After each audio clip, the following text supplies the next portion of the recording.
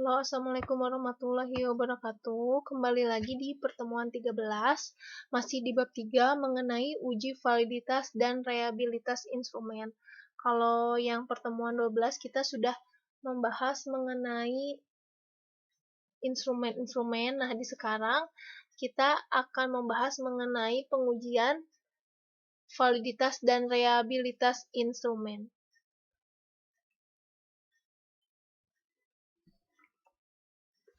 Sebelumnya, kita bahas dulu mengenai arti kata validitas. Validitas adalah suatu ukuran yang menunjukkan tingkat kesahihan suatu tes. Suatu tes dikatakan valid apabila tes tersebut memang dapat mengukur apa yang hendak diukur. Untuk menguji validitas setiap butir soal, maka skor-skor yang ada pada butir yang dimaksud dikorelasikan dengan skor totalnya. Skor tiap butir soal dinyatakan skor X dan skor total dinyatakan sebagai skor Y. Dengan diperolehnya indeks validitas setiap butir soal dapat diketahui butir-butir soal manakah yang memenuhi syarat dilihat dari indeks validitasnya. Nah, jadi untuk reliabilitas dan validitas tenang saja karena sekarang kita dibantu oleh aplikasi SPSS untuk penghitungannya, tapi memang kita juga harus mengerti nilai-nilai nanti yang muncul ketika kita mengolah data di SPSS itu dari mana gitu. Jadi kita juga harus tetap tahu walaupun kita tidak menghitungnya secara manual. Kemudian masuk ke reliabilitas. Bedanya apa sih dengan validitas? Jadi kalau reliabilitas tes adalah tingkat keajegan atau konsistensi suatu tes, yakni sejauh mana suatu tes dapat dipercaya untuk menghasilkan skor yang ajeg, relatif, tidak berubah walaupun diteskan pada situasi yang berbeda-beda. Reliable test berhubungan dengan ketetapan hasil tes.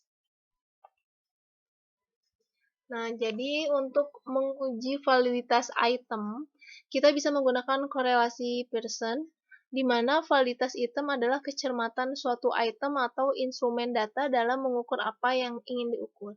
Item dikatakan valid jika terjadi korelasi yang kuat dengan skor totalnya. Hal ini menunjukkan adanya dukungan item tersebut dalam mengungkap suatu yang ingin diungkap oleh peneliti. Nah, item tuh biasanya berupa apa? Berupa pertanyaan atau pernyataan yang ditujukan responden dengan menggunakan kuesioner atau angket dengan tujuan mengungkap sesuatu. Nah, jadi ini masih akan terus berhubungan dengan pertemuan kemarin yang membahas kuesioner atau angket formatnya seperti apa. Nah, itu nilai dari pertanyaan atau pernyataan yang dijawab oleh responden itu, nah itu yang akan diolah validitas dan reliabilitasnya sejauh mana. Nah, terus juga pengujian validitas item dalam aplikasi SPSS menggunakan dua alat analisis, yaitu korelasi Pearson dan corrected item total correlation. Teknik uji validitas item dengan korelasi Pearson yaitu dengan cara mengkorelasikan skor item dengan skor total item. Sedangkan untuk pengujian signifikansi dilakukan dengan kriteria menggunakan R-tabel pada tingkat signifikansi dengan uji dua sisi.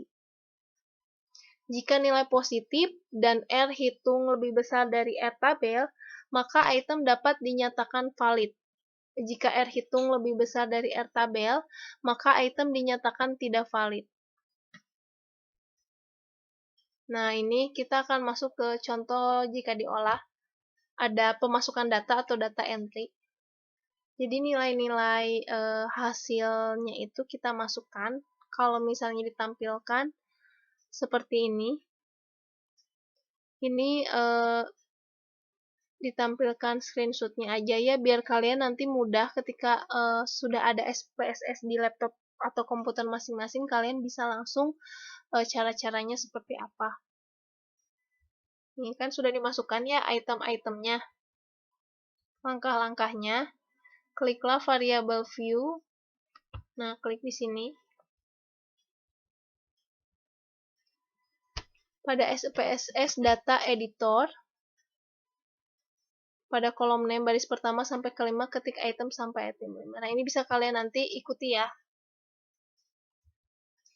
Kemudian ini ada sampai kita nanti klik analyze, correlate, dan bivariate.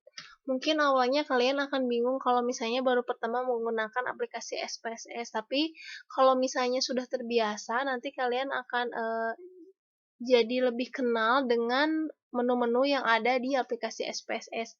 Jadi ada baiknya walaupun kalian sekarang belum sampai pengujian validitas atau reliabilitas, boleh diinstal dulu SPSS-nya agar kalian bisa lebih mengenal gitu. Dan juga kalian untuk memanajemen referensi kalian bisa install aplikasi Mendeley. Nah, itu akan mempermudah kalian untuk membuat daftar pustaka secara otomatis sehingga akan meminimalisir resiko plagiarisme. Nah, jadi ada dua ya aplikasi yang harus kalian siapkan. Yang pertama SPSS, yang kedua adalah Mendeley.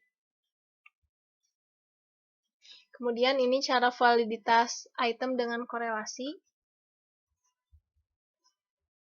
Terus juga ada tabel korelasinya, di mana untuk uji validitas item, perhatikan koefisien korelasi antara tiap item dengan item total. Nilai ini kemudian dibandingkan dengan tabel produk momen pada signifikansi 0,05, uji dua sisi, dan N sama dengan 10. Nah, terus ini juga nilai R tabel yang didapat adalah 0,632 item, sedangkan yang lain di atas R tabel. Jadi dapat disimpulkan bahwa item 4 tidak valid. Gitu. Oleh karena itu harus diperbaiki atau dibuang. Jadi memang biasanya ketika sebelum kalian menyebar angket ke responden, emang harus diuji dulu validitas dan reliabilitasnya. Nah, jadi nanti setelah diuji, kita tahu mana item yang tetap dipertahankan dan mana yang harus kita buang.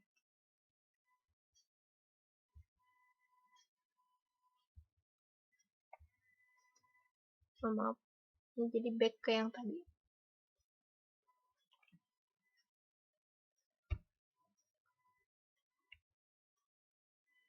Reliability analysis adalah analisis yang banyak digunakan untuk mengetahui keajikan atau konsistensi alat ukur yang menggunakan skala, kuesioner, atau angket. Maksudnya, untuk mengetahui apakah alat ukur tersebut akan mendapatkan pengukuran yang tetap konsistensi jika pengukuran diulang kembali.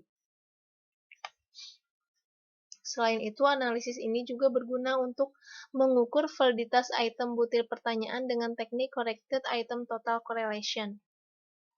Ada beberapa model analisis, kita bisa menggunakan Cronbach Alpha, Split Half Goodman Parallel, dan Strict Parallel. Nah, ini.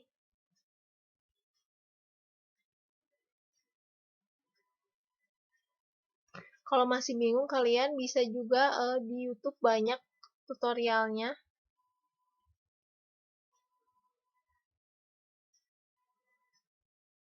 Nah, oke. Intinya dalam proses validitas dan reliabilitas kalian akan bertemu dengan angka-angka gitu. Jadi memang selama skripsi berlangsung, kalau penelitian kalian kuantitatif, tentu akan berhubungan dengan angka-angka.